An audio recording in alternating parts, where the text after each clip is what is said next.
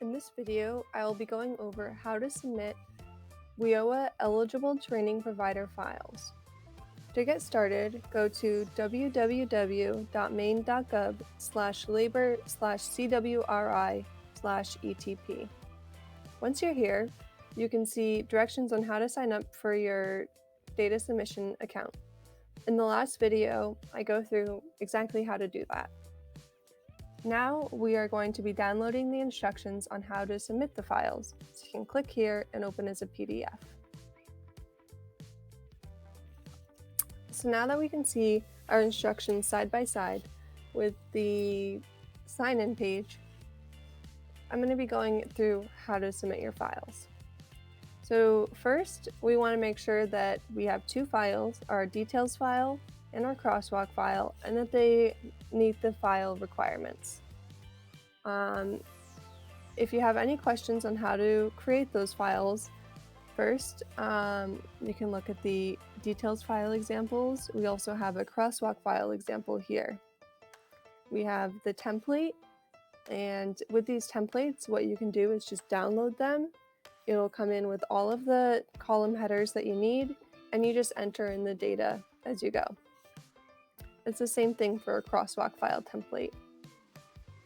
You can also see the crosswalk files requirements and the details files requirements in these PDFs.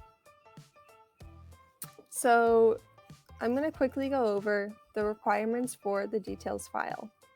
First, we have our organization code, which is going to be the organization code that you can find in this drop-down list for your account.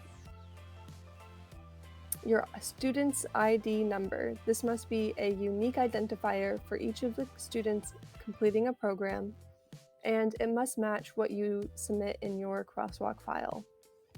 The completion date. This is required for us to be able to match students to wage records in the proper quarter. It must be submitted in year, month, day format, and there may not be any hyphens or dashes in this number. We ask for the 6-digit zip code, and this is so that we know what program the student's in. You can enter in a program code if you'd like. It's not required. We have the program description, which is the written description of the program. And then we have the completion indicator. And then now we are in the cross-reference file. For the cross-reference file, we ask you to once again submit the organization code so that we can match the correct organization and students from the crosswalk file to the details file. And you can find the same organization code in this drop down below. The student ID number, which is the same as the student ID number that you provided in the details file. If they do not match, we will not be able to match a social security number, and therefore they won't be able to be included as a participant with wage records, because we cannot match wage records without a valid social security number. Please do not include any dashes in the social security number, and we ask that it's only numeric, so no letters such as X, and that it has all of the digits unless there are leading zeros. Both of these files must be saved and submitted as a CSV. I'll quickly show you how you can do that. When you're in an Excel workbook, if you go to File, Save As, choose where you want to save your file, and then drop down here, Save As Type, CSV. This will allow you to save any of your Excel files as a CSV file. Click Save, and you'll be able to find your file. Now that you have your files saved as a CSV, we'll go into how to upload them to the data submission site. Once you're signed in, you should see your file upload screen here. Because you're an eligible training provider, you should click ETP File Upload. If you try to upload in either of the other places, you will not be able to upload your files and you will get an error. Now that you have your details and cross-reference file ready to be uploaded and submitted, you can click Choose File.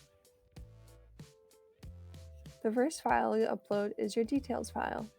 Once again, double check that it's a CSV before you upload.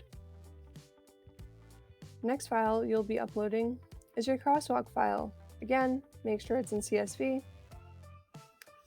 You will not have a confirmation file to upload. Select ETP and click Upload Documents.